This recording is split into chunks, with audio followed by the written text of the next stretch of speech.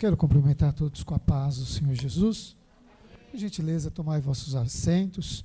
Quero cumprimentar os irmãos em casa com a paz do Senhor Jesus. Deus, Ele é fiel e poderoso e está pronto para nos abençoar, desde que nós venhamos crer. Amém? Temos aí um tema, né? O Tribunal de Cristo. Antes de nós entrarmos, eu quero explicar aos irmãos que nós temos aí as mensagens a qual Jesus ensinou a respeito das últimas coisas, os últimos acontecimentos após a igreja estabelecida. Jesus ele fala lá no livro de Mateus, capítulo 24, e depois, por ordenança divina, ele veio e apareceu pela última vez a João, lá na ilha de Patmos, revelando o Apocalipse. Aí quando nós lemos, nós entendemos a linha do tempo na qual Jesus ele criou sobre a escatologia, nos mostrando o princípio de dores, que vai desde do início, do estabelecimento da igreja, até o arrebatamento da igreja. E após o arrebatamento da igreja, temos dois cenários, os cenários na terra e o cenário no céu. O cenário no céu é o que nós estaremos falando aqui, mas a parte inicial, depois tem a sequência dessa parte inicial, que é o tribunal de Cristo. Mas, enquanto aqui na terra estará sendo estabelecido a grande tribulação.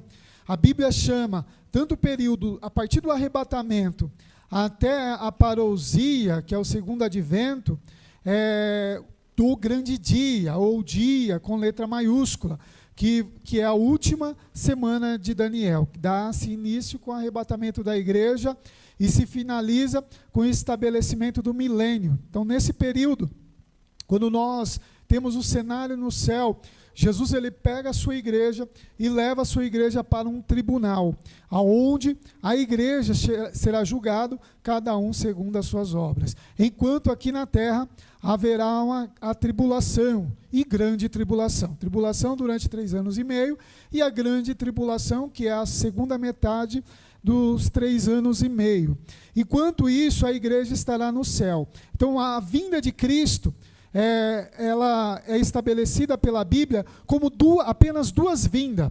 A primeira vinda aconteceu ele em carne. A segunda vinda terão 2 fases. A primeira fase será o arrebatamento dos salvos. E a segunda fase, ele voltará com os salvos, com a igreja, para julgar as nações, na chamada parousia, ou segundo advento, que será depois dos 7 anos de grande tribulação.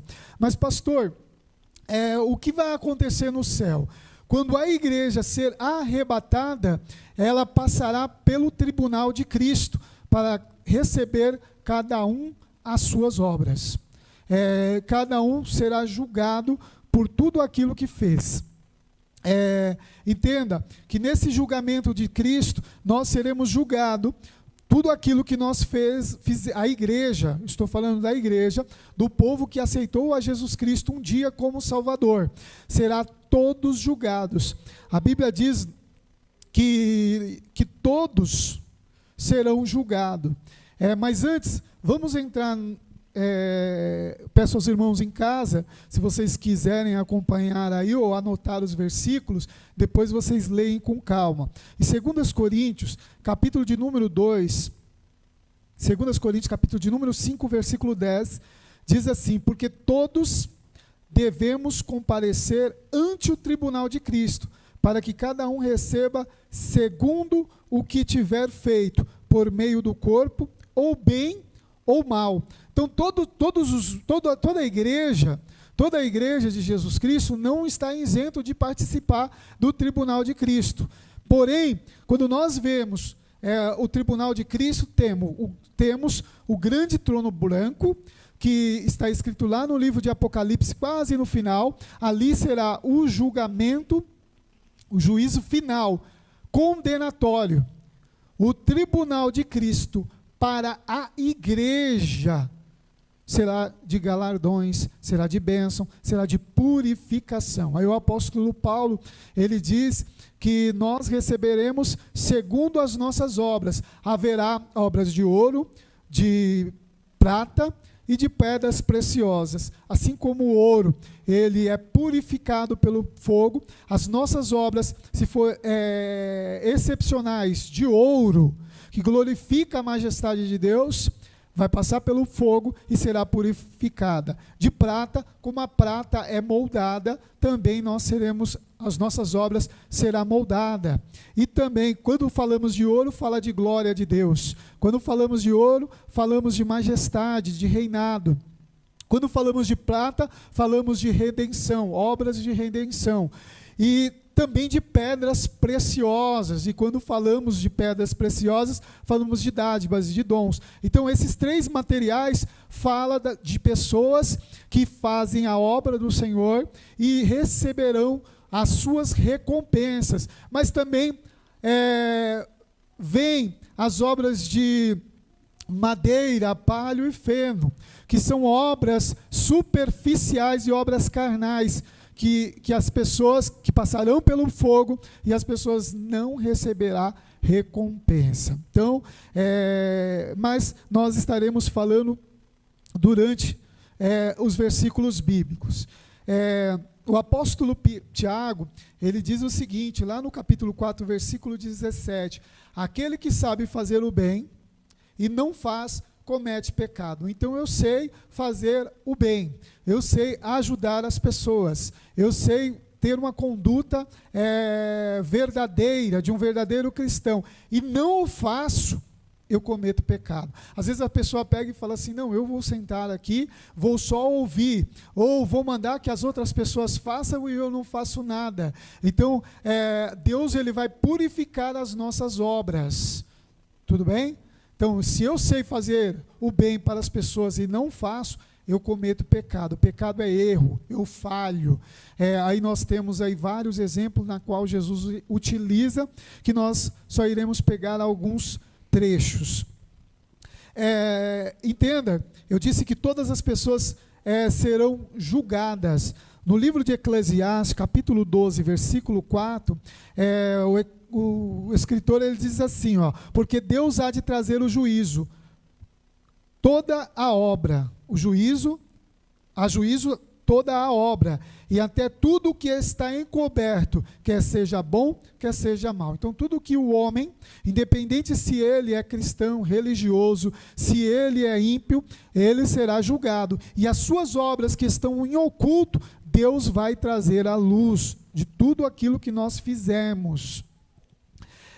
Aí o apóstolo Paulo, ele também escreve sobre isso. Ele diz assim no livro de Romanos, capítulo 5, capítulo 2, do 5 ao 11, mas segundo a tua dureza do teu coração impenitente, entesouras ira para ti no dia da ira e da manifestação do juízo de Deus, o qual recompensará cada um segundo as obras. Aí ele explica, a saber, a vida eterna aos que com perseverança em fazer o bem. Então, aquele que faz o bem, entenda, as obras da lei e as obras que eu faço, elas não me garantem a salvação. Porém, se eu não pratico as obras na qual a palavra de Deus ordena que eu faço, eu corro o risco de perder a salvação. Quando nós falamos do tribunal de Cristo, entenda, o tribunal de Cristo é para os salvos, aqueles que praticam boas obras, aqueles que têm uma conduta diante de Deus aceitável aos padrões exigido pela graça, pelo favor de Deus. Tudo bem? Então, se de repente alguns de nós que estamos no meio da igreja não entrarmos no tribunal de Cristo e ficarmos, é porque em alguma alguma coisa, deixamos pendências e corremos o risco de perder a salvação. Tudo bem? Porque as obras da santificação exigem que nós nos afastamos do pecado que tão de perto nos rodeia. Existem diversas advertências a respeito disso. Voltando ao texto, a vida eterna aos que, com perseverança em fazer o bem, procuram glória e honra e incorrupção, não são corruptos, mas a indignação e a ira aos que são contenciosos, desobedientes à verdade e obedientes à iniquidade. Tribulação e angústia sobre toda a alma do homem que faz o mal, primeiramente do judeu e também do grego. Glória, porém, e honra e paz a qualquer que pratica o bem, primeiramente o judeu e também o grego, porque para com Deus não há acepção de pessoas. Então o que o escritor está dizendo? Está dizendo assim, se eu tenho uma conduta conforme os padrões da palavra de Deus, independente se eu sou judeu, grego, gentil, brasileiro, não importa qual é a minha nacionalidade ou o meu chamado, se eu tenho uma conduta condizente com a palavra de Deus, eu tenho salvação. Se eu não tenho, eu corro o risco de perder a salvação, porque as minhas obras, as minhas atitudes, quer seja a obra de um verdadeiro cristão ou uma obra carnal, vai dizer para onde eu vou. Tudo bem?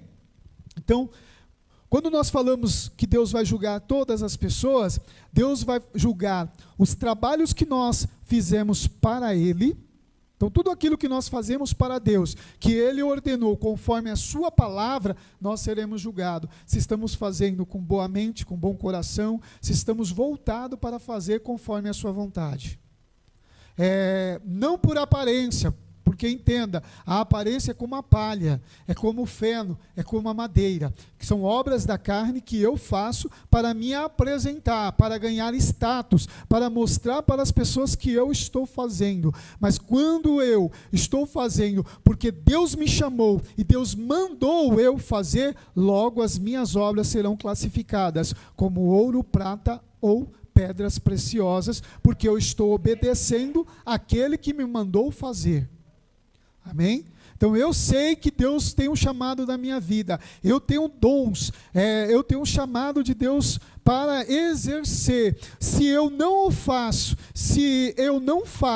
faço relaxadamente, fraudulentamente, eu corro o risco de não participar do tribunal de Cristo. Porém, corro o risco de não fazer, porque se eu seguir o mundo do pecado, do erro, do engano.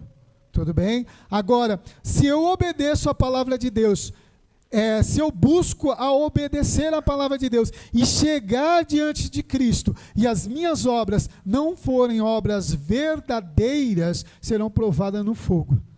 Aí pode ser feno, madeira ou palha. Aí o fogo vai determinar, e aí eu vou ficar sem nenhum galardão. Amém? Então, só para os irmãos entenderem. Também, Deus julgará a conduta cristã também.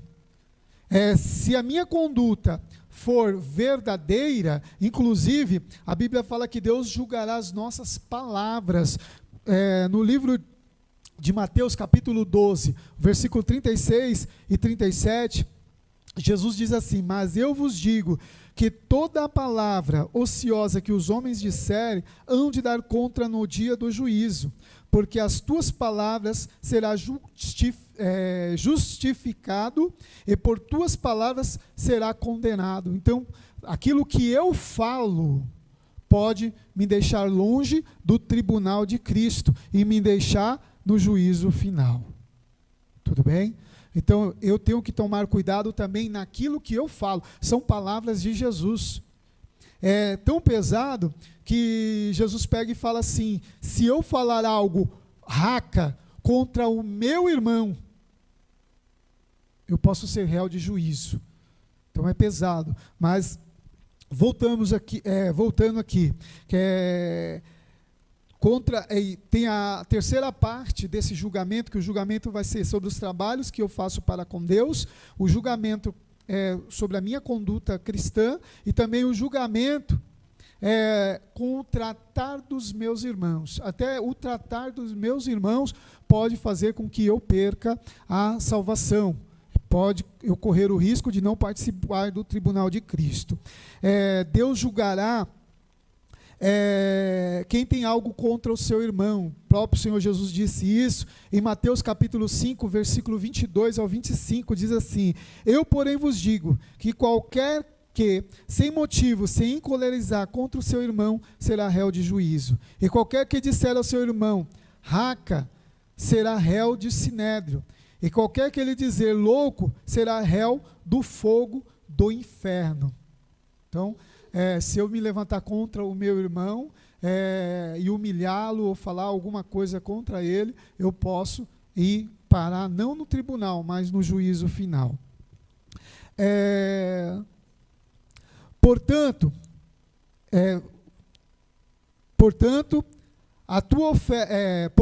se trouxer a tua oferta ao altar, e aí te lembrares de que teu irmão tem alguma coisa contra ti, deixa diante do altar a tua oferta e vai reconcilia-te primeiro com teu irmão, e depois vem e apresenta a tua oferta. Concilia-te depressa com o teu adversário, enquanto estás no caminho com ele, para que não aconteça que o adversário te entregue ao juiz, e o juiz te entregue ao oficial e te encerre na prisão. Aí Jesus conclui para mostrar que a urgência de ir lá e se reconciliar tanto com teu irmão quanto com o teu adversário, para que você não perca a sua salvação. Também Deus, ele julgará nesse tribunal, tanto no tribunal de Cristo, quanto no juízo final, Deus julgará o que tiver oculto, quer seja obra para galardão, ou quer seja obra para condenação. Marcos capítulo 4, versículo 22, diz assim: porque nada há encoberto que não haja de ser manifesto, e nada se faz para ficar oculto, mas para ser descoberto. Em Romanos 2,16, no dia em que Deus há de julgar os segredos dos homens por Jesus Cristo, segundo o meu evangelho. Em 1 Coríntios 4, 5, portanto, nada julgueis antes do tempo, até que o Senhor venha, o qual também trará à luz as coisas ocultas das trevas, e manifestará os desígnios dos corações, e então cada um receberá de Deus o louvor. Então, aquilo que eu fiz, que agrada a Deus, a minha conduta, as minhas obras, que agrada a Deus, eu receberei louvor do próprio Deus. Amém? Também Deus julgará as obras. Está escrito no livro de Efésios, capítulo 5, versículo 8, porque noutro tempo erais trevas, mas agora sois luz no Senhor. Andai como os filhos na luz. Aí Colossenses 3, 23, 25, e tudo quanto fizerdes, fazei de todo o coração, como ao Senhor, e não aos homens, sabendo que recebereis do Senhor o galardão da herança, porque a Cristo, o Senhor, servis, mas quem fizer agravo, receberá agravo. Quem fizer, pois, não há, receberá agravo que fizer, pois não há acepção de pessoas. Então, se eu fizer, quando nós olhamos para a lei, lá na lei diz, olho por olho, dente por dente. Aqui já fala para eu fazer, porque quem vai me dar esse retorno é o Senhor. Se eu fizer bem, eu vou receber o retorno do Senhor. Então, tudo o que eu faço, eu não posso fazer para receber um retorno da pessoa. Eu ajudo a pessoa, eu não posso colocar a minha esperança que aquela pessoa vai me dar um retorno. Quando eu fizer, eu preciso entender que é uma obrigatoriedade, porque ele é meu irmão, ela é minha irmã, e ela precisa de ajuda. Isso é uma das bases do Evangelho, que é o amor. Então eu preciso amá-lo, fazer coisas boas para o meu irmão, para que ele receba do Senhor um auxílio, uma vitória, uma bênção. Talvez Deus queira me usar como um abençoador. para o meu irmão? Ou numa oração, ou numa palavra amiga, ou num jejum, ou através de um conselho da palavra de Deus, ou até mesmo um alimento, ou um auxílio que a pessoa precisa. Se nós olharmos à nossa volta, existe mais de 7 bilhões de pessoas no mundo. E as 7 bilhões de pessoas, elas precisam de algo. Não é você olhar para um mendigo e dizer, o mendigo precisa de um pão, de um alimento. Jesus vai lá, supra a necessidade do mendigo. O que o Evangelho nos ensina é, se eu tenho um pão, eu pego a metade dele, divido e ajudo o mendigo. Se eu estou vendo que o meu irmão vai tropeçar pelo caminho, eu preciso auxiliá-lo, porque eu quero que a pessoa alcance a bênção de Deus. Eu tenho que querer, tem que partir de mim. Não, eu vou fazer para que as pessoas vejam o que eu estou fazendo. Lembra o que Jesus disse? Se a sua mão direita fizer, que a sua mão esquerda não faça. Aí, quando nós lemos lá em Jeremias 17, Jeremias, ele escreve dizendo que o coração é enganoso mais do que todas as coisas. Então, quem confia nos seus próprios braços, na sua própria força, na sua própria capacidade, pode acabar perecendo. Então eu preciso entender que eu tenho que amar o meu próximo como a mim mesmo.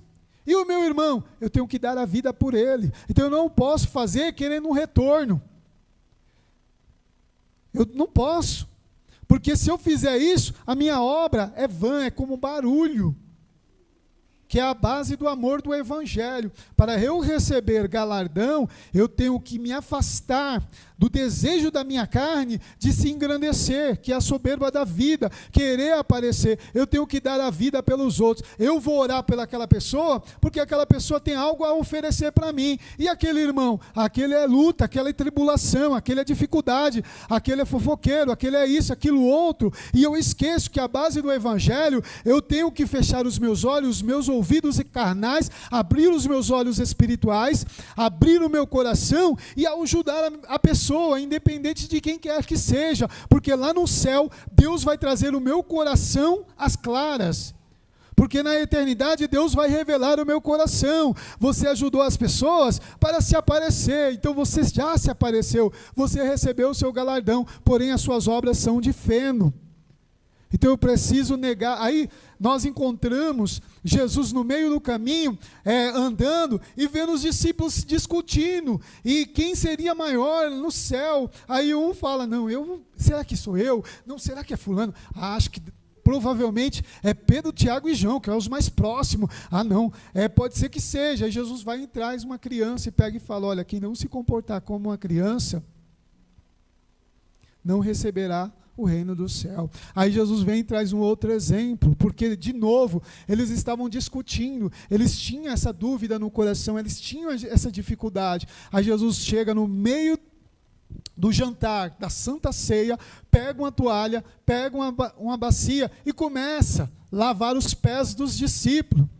Ele disse, eu sendo o Senhor, fiz isso, quanto mais vocês. Tem pessoas que não querem lavar banheiro da igreja, tem pessoas que não querem abraçar um mendigo, tem pessoas que não querem aconselhar, tem pessoas que não querem reservar o seu tempo para sentar com uma pessoa que está cheio de problema, não quer jejuar, não quer orar pelo necessitado, porque ela diz, não, eu não vou carregar a causa dos outros, mas o Evangelho é esse, eu preciso entrar no céu, mas para eu entrar no céu, eu tenho que dar a vida pelo meu irmão. Isso é para a igreja, não, é judeu, grego, porque Deus não faz acepção de pessoas. Desde o pastor ao membro, todos temos responsabilidade com os nossos irmãos.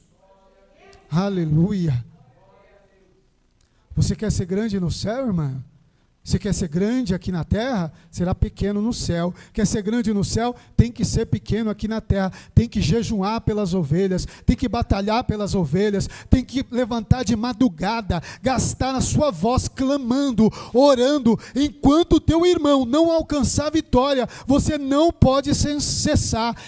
Olha, eu não vou falar para você que vai ser fácil, senão eu vou te enganar. O evangelho, ele não é fácil. O evangelho verdadeiro é com luta, porque se fosse fácil, o Filho de Deus não teria morrido. Se fosse fácil, os 12,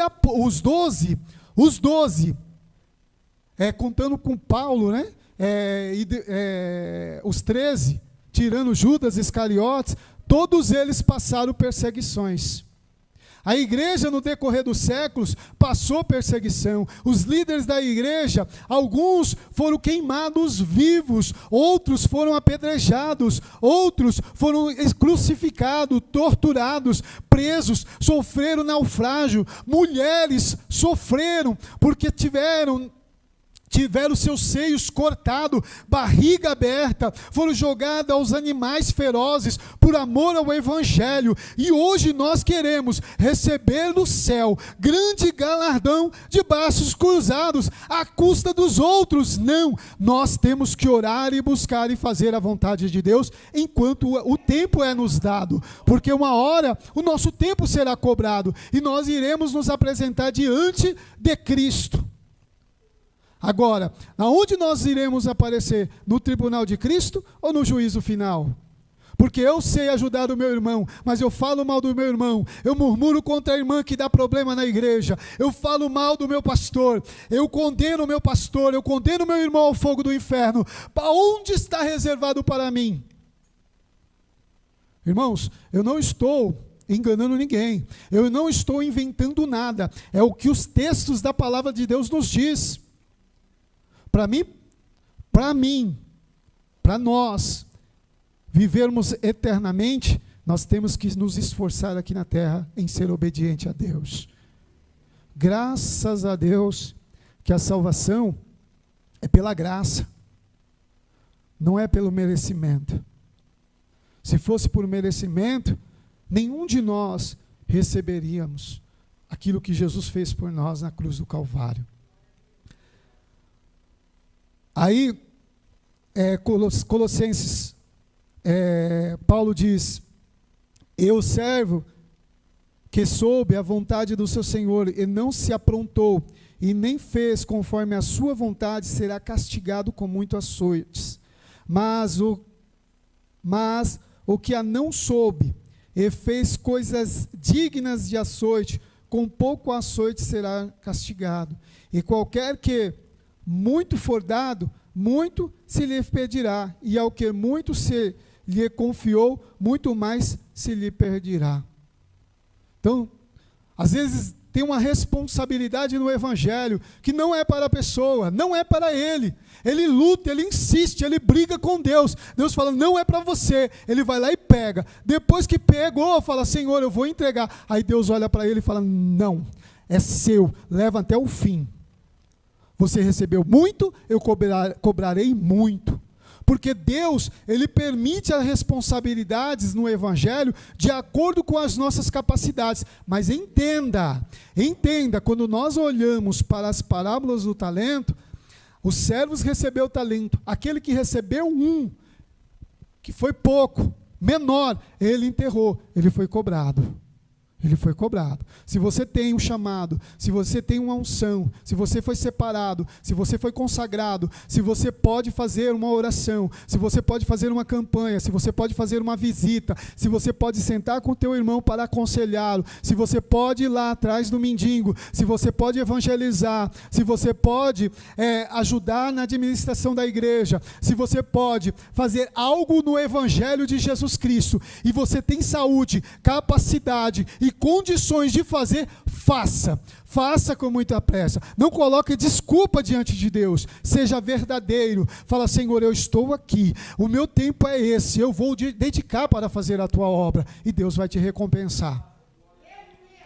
Mas pelo amor de Deus, não enterre aquele talento que Deus te deu, não enterre, porque se você sabe fazer o bem, e você não está fazendo, você comete pecado. E não pense você que Deus ele toma você como inocente, só porque você aceitou a Jesus como Salvador, ele não toma, porque ele não toma o culpado por inocente. Você aceitou a Jesus, você precisa fazer manutenção da sua fé, continuar obedecendo a palavra de Deus, continuar sendo fiel, continuar fazendo aquilo que a Bíblia manda você fazer. Quer ser mulher, quer seja homem, quer seja velho, quer seja jovem, quer seja novo. Deus, Ele vai cobrar de você as suas obras, vai cobrar de mim as minhas obras. Amém? Então, hoje, nós temos a oportunidade de chegar e falar, não vou dar crédito a esta palavra, mas a Bíblia diz, quando ouvirdes a palavra do Senhor, não endureça o vosso coração. Hoje você tem a oportunidade de fazer um concerto com Deus e dizer, Deus, eu quero me apresentar diante de Jesus Cristo. E quando eu apresentar diante de Jesus Cristo, não importa que o dom seja deste tamaninho, eu quero apresentar para Ele as mãos cheias de tanto amor que eu fiz aquele dom ser próspero e abençoado. Então, doe a Jesus Cristo. Lembrando, eu tenho que fazer para com Deus, para o meu irmão, para Deus e para o meu irmão. Eu não posso dizer que eu amo a Deus, que eu faço tudo para Deus e eu não amo o meu irmão, não faço nada pelo meu irmão. A Bíblia chama de hipocrisia. De hipocrisia. Então eu preciso fazer para Deus. Então, não é porque a pessoa ganha bem, não é porque a pessoa é pastor, não é que a pessoa é presbítero. Lembra, todos nós precisamos. Todos nós somos carentes de oração, de conselho, de amigo. É até difícil falar isso no meio da pandemia, mas todos precisamos de um abraço, de um apoio, de uma ajuda. Todos. Não faça porque é conveniente para você. Faça porque você tem que fazer.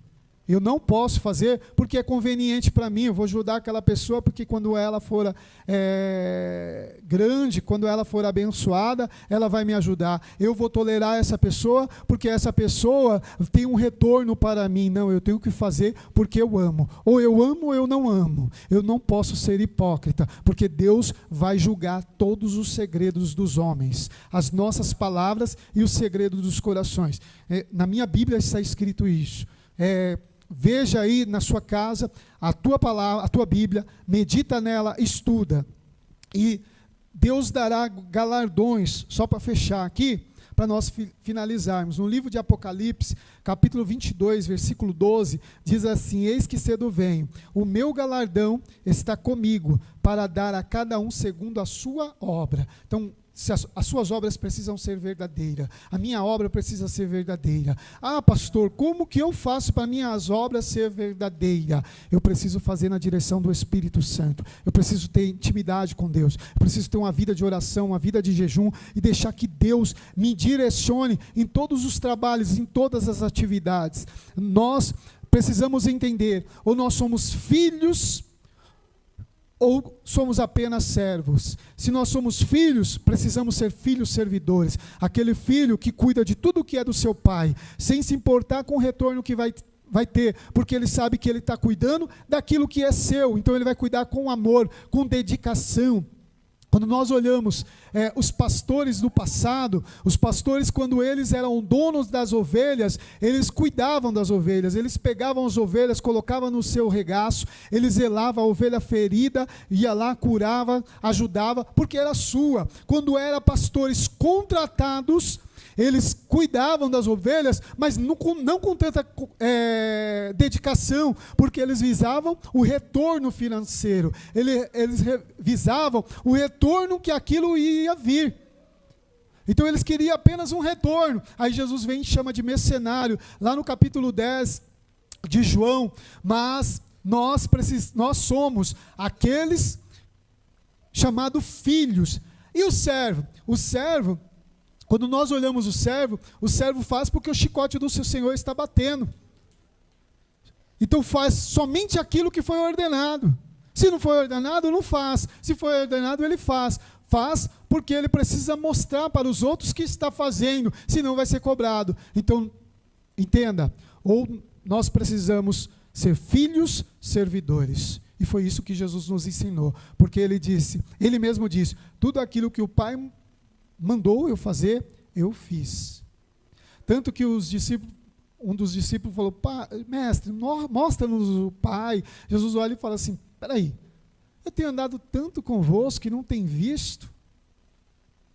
O que eu faço da mesma forma que meu Pai faz. Quem vê a mim, vê ao Pai. Eu não sou diferente do Pai. Amém? E aí, lá em Apocalipse capítulo 2 e o capítulo 3, Jesus ele classifica para as igrejas alguns dos galardões. Aí no capítulo de número 3, versículo de número 7, capítulo de número 2, versículo 7, ele diz assim, que dar-te-ei a comer da árvore da vida que está no meio do paraíso de Deus. No versículo 17, Jesus fala, ao que vencer darei de comer o maná escondido, e dar-te-ei uma pedra branca. E na pedra, um novo nome escrito, a qual ninguém conhece, senão aquele que o recebe. Outro dia eu explico sobre essa pedra branca, devido à hora, e eu explico sobre o nome, que você vai receber um novo nome. E ao que vencer, versículo de número 26, ao que vencer e guardar até o fim as minhas obras, eu lhe darei o poder sobre as nações, será como reis. E com vara de ferro as regerá, no versículo 27. E serão quebradas como vaso de oleiro, como também recebi do meu Pai. E isso vai acontecer no milênio para aqueles que foram fiéis. Aí no versículo 28, e dar-te-ei a estrela da manhã. No capítulo de número 3, versículo de número 4, Jesus diz assim, e comigo andarão de branco, você vai receber vestes brancas. Aí no versículo 12, Jesus diz assim para aquele que vencer, farei coluna no templo de meu Deus, e dele nunca sairá, e escreverei sobre ele o nome do meu Deus, e o nome da cidade do meu Deus, a nova Jerusalém, que desce do meu Deus, e também o meu novo nome, trabalho sacerdotal. Versículo 21, ao que vencer concederei que assente comigo no meu trono, reinará com Cristo. Então seremos príncipes, sacerdotes e reis no trono, receberemos de Jesus. E tem também algumas outras passagens que Paulo, o escritor aos Hebreus, Pedro, Tiago, disse, e o próprio Jesus, em Mateus 5, do 11 ao 12, também Mateus 25, 14 ao 23, Gálatas 6, do 8 ao 10, 1 Coríntios capítulo 3, do 9, do 25 ao 27, 1 Coríntios 12, 14, 2 Timóteo 4, 8, Hebreus 6, 10 e 1 Pedro 5, 4 e Tiago 1, 12. Então, conclusão, irmãos, para nós finalizarmos. Jesus está pronto para buscar a igreja. Eu pergunto para vocês, as suas obras estão prontas? Estão preparadas? Está sendo preparada? De ouro, prata e bronze? De ouro, prata e pedra preciosa? Desculpa. Se não estão, corre. Faça a obra do Senhor. Tenha uma vida de obediência a Deus, uma vida de fidelidade a Deus. Busque a Deus de coração. Ajuda o seu irmão, conforme diz o Evangelho de Cristo, para termos direito a receber a vida eterna e sermos galardoados. Eu quero te ver lá no tribunal de Cristo. Eu quero ver você recebendo obras de ouro. Parece que vai ter cristão que vai reluzir de tanto ouro que vai receber, ou prata, ou pedra preciosa. Mas para isso, tem que ser pequeno aqui, meu irmão. Tem que sofrer, não buscar sofrimento, mas se tiver que sofrer, no sentido, se eu tenho que sofrer por amor a Cristo, eu preciso sofrer.